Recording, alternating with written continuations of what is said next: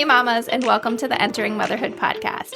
I'm your host, Sarah Marie Bilger, a wife, mom of two, VBAC mama, and doula. Join us every episode to learn from professionals, special guests, and moms just like you, ensuring that you know what you need to know and discover things that you didn't know before. I believe in you. Let's doula this, and let's navigate the transition of entering motherhood together.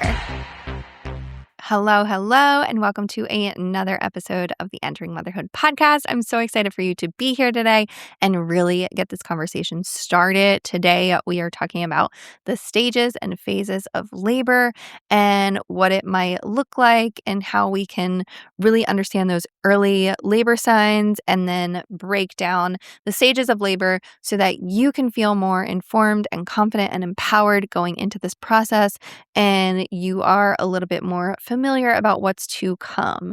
So really understanding how labor starts and knowing that it is not always like the movies portray it to be, and it doesn't come off really dramatic and overwhelming and over the top. It's not like someone's water is suddenly breaking in the middle of the grocery store and people are calling help right away and they're getting rushed to the hospital, and it's really just traumatic and over the top. So in real life, labor is much more gradual, subtle. Sometimes it can be confusing or overwhelming, or you're not quite sure what's happening. You're feeling different sensations. Maybe your water broke and you're feeling nothing. There is literally a huge range of how labor can start and progress and what it might look like. So I'm really just breaking down some early signs of labor, what it might look like if labor is soon approaching, and then what those stages and phases of labor tend to look like and what seems to be going on while you're experiencing labor. And ultimately, my goal here is to really help you feel less anxious about all those unknown factors and feel more prepared to recognize what your body is going through, and just know what might be going on, because your body knows how to do this, and understanding the process can really make it feel less mysterious and stressful and allow you to lean into the process and flow through it more gradually. So before we even get into the stages and phases of labor, I want to talk a little bit about pre-labor signs and what might be going on days or even weeks leading up to labor. These don't necessarily mean that labor is starting immediately, but they can really indicate to your body that it is preparing and things are getting started and things are getting situated. So a common sign that I want to talk about here is called lightening. And so this is when baby is dropping lower into the pelvis, and you might notice that it is easier to breathe. You are having a little bit more pressure though in your pelvis and your bladder, but essentially baby is descending and lowering into position. And so this is called lightening, and you are just distributing baby differently. And this might be commonly known as you're dropping, like maybe somebody says, "Oh, wow, it looks like baby dropped." You might also be experiencing what's called lightening crotch, which is some shooting pains downward into the pelvis because baby is just getting lower. And that can be a good indication that labor is coming soon. Another sign would be losing your mucus plug or having a bloody show.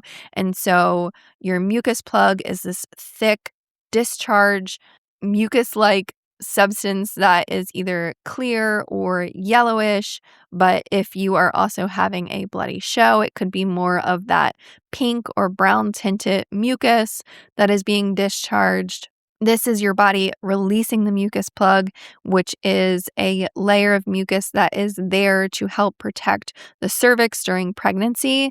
And some people tend to lose it days or even weeks before labor begins. So while labor might not be right around the corner, it can indicate that you are getting closer, and it is probably going to be within the next few weeks that you are going to go into labor. And this is ultimately caused too by your cervix starting to soften and open and get ready for things to happen. Another thing that might be happening to be a sign of early labor would be your nesting sensation, your nesting energy. Some people describe it as this urge to want to clean and organize and prepare their home. And while this isn't necessary for labor to begin, obviously, it is a very common occurrence that is happening. You might hear somebody say, like, I'm nesting, or I really feel like I need to clean a whole bunch, or I want to make sure everything's organized. This is those last minute projects or different things going on, and just making sure that things are in place for baby to come. And so that is your body just naturally wanting to get ready for baby. And then the last thing that I want to talk about is Braxton Hicks. I had a whole other episode on this previously where I kind of talk about the difference between Braxton Hicks and real labor contractions. And so if you want, you can go back and listen to that episode. But just briefly, Braxton Hicks are more irregular. They're not as strong, and they usually stop with rest, hydration, or changing in position, whereas real labor contractions are going to be stronger, longer, and closer together over time. And so you can check out that episode, and I go into a lot more depth helping you determine between Braxton Hicks and real labor contractions and what might be occurring and happening here.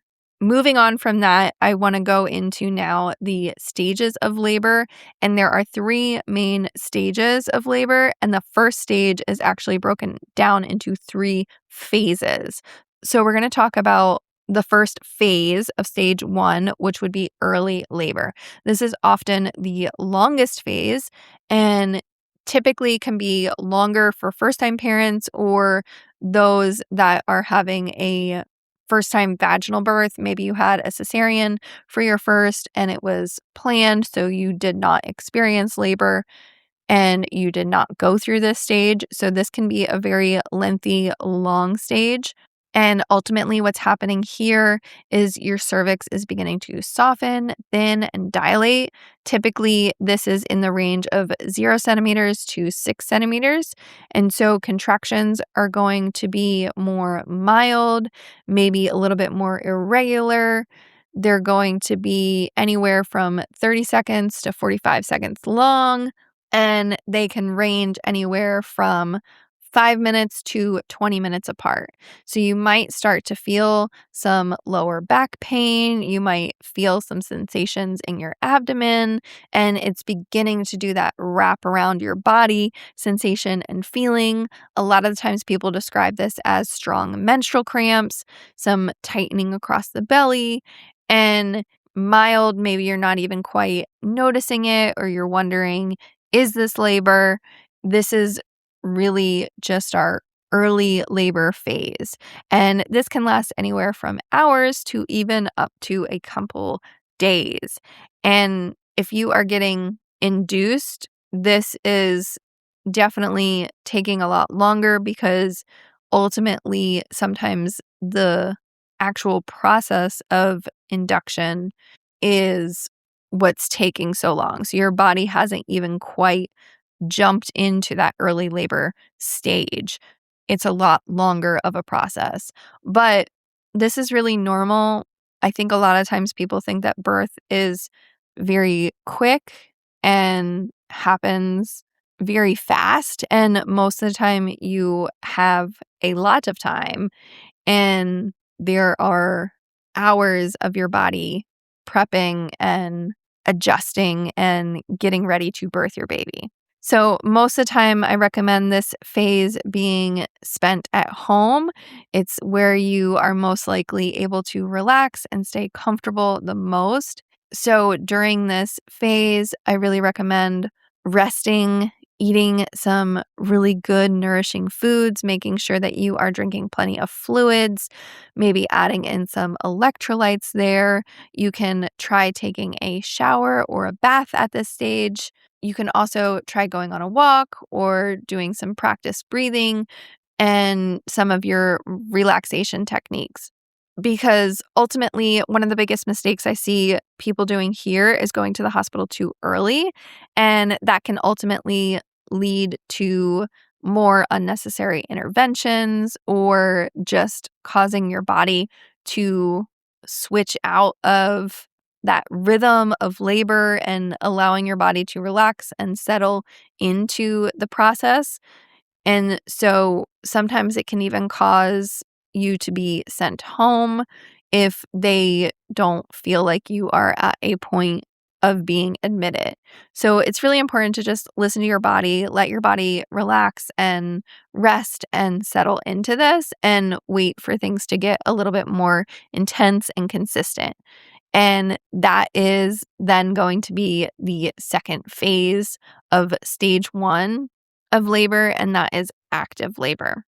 And so, like I just said, active labor is going to be a lot more intense, a lot more consistent. This is typically when your body is going from that 6 centimeters dilated to fully dilated. Contractions are getting stronger, they're longer, they're closer together. And so, this is more of our active labor. This is when many people find it harder to talk through contractions. You might need to focus more on your breathing, do a little bit more movement. This is when people are typically making sure that they're at their birthing location, whether that be making sure that you are home, making sure that you are at a birth center or a hospital, and you are in the process of getting there or already getting there and getting set up. And so this is also a point where you might need to be contacting your birth team. Hopefully your partner is there if that is the plan, and you are now including your doula into the equation. Your care provider has been notified, and you are really getting things going. And so at this point, your body is doing a lot of work here. Your cervix is continuing to open, and your baby is moving deeper and deeper into your pelvis. The tail end of this phase is going to be transition. This is that last part of stage 1, and it really deserves its own name and call out here because it is typically when you're going from 8 to 10 centimeters. It's usually a very short amount of time and a very intense and emotional and physically demanding time.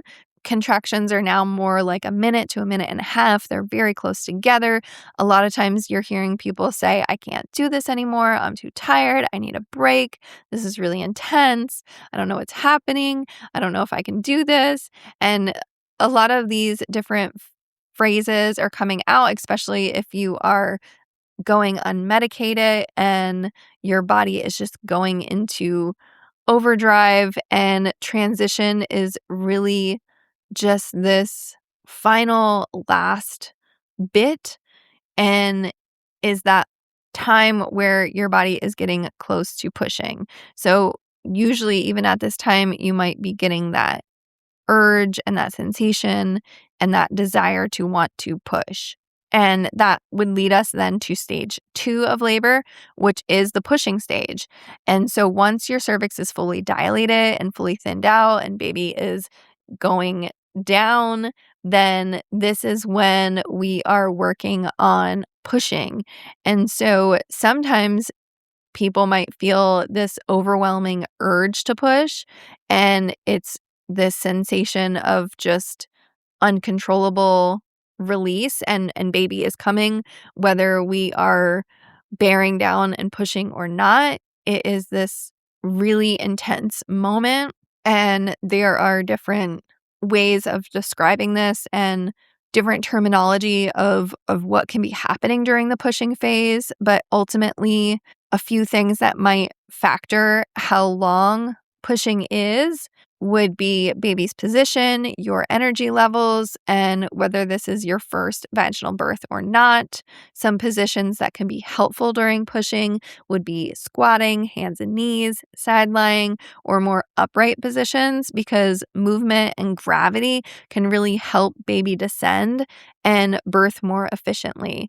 And ultimately, though, this is the point where you are going to meet your baby. This is the point that your baby is being born. pushing ultimately ends with baby being out. And so that is all of stage 2. So stage 2 is from when you're fully dilated and your body is ready to push baby out, and then baby is out. That would be stage 2. And then that leads us to stage 3, which is delivering the placenta. After baby's born, you still have one more job to do, and that is delivering the placenta. It obviously is not as intense as birthing your baby, but sometimes it does require a little bit of work on your end, some pushing and releasing, but this typically happens within 5 to 30 minutes after birth. And you might feel some mild contractions again. Your uterus is just continuing to contract and release the placenta. This is the final stage of labor. At this point, your body is fully transitioning into that postpartum period now. But ultimately, I really just want to wrap things up by saying that labor typically doesn't start like the movies or TV shows will lead you to believe. It's usually a very quiet, gradual, subtle progression, and your body is preparing for birth. Having your baby be here, it's really important to understand these stages of labor and the different phases in stage 1 so that you can feel more confident, that you know what's normal, what's going on, what to expect, and it can help you make informed decisions along the way. But also just remember that every labor is different. I always say new baby, new birth, new experiences, and your experience might not look exactly like somebody else's or a story that you heard or anything like that. It might not even look like a previous birth that you had. So what matters most here, though, is that you feel supported and informed and empowered throughout the whole process, and you are looking back on it, feeling all that support and empowerment as well. So if this episode helped you understand labor a little bit more and you enjoyed it, please consider sharing it with a friend who is maybe expecting or would benefit from this information. And you can also save it if you want to look back on it closer to your due date and as that day is approaching. If you're looking for more resources about pregnancy, birth preparation, and postpartum, make sure that you subscribe to this podcast so that you don't miss any other episodes. And you can also look back on previous episodes that might be helpful to you. If you want a little bit more of a deep dive, you can check out our Own Your Birth childbirth education course to get all the information that is not only discussed in the podcast, but more deeper information as well as handouts and worksheets and resources for you to feel most prepared for your pregnancy, birth, and postpartum. So thank you for being here and listening, and I will see you next time. Thank you, mamas, so much for listening. Remember, you are a rock star. I believe in you. Let's doula this. Let's crank it up a notch and let's kick it into high gear together. Hit that subscribe button, share this episode with a friend, message me, email me, call me, beat me. You know how to reach me. We're doing this, mamas. I am so excited to catch you here next week. This is your one-stop go-to place for helping you find the resources you need to make the best choices for you and your family during pregnancy, birth, and most importantly, postpartum. See you later, mamas.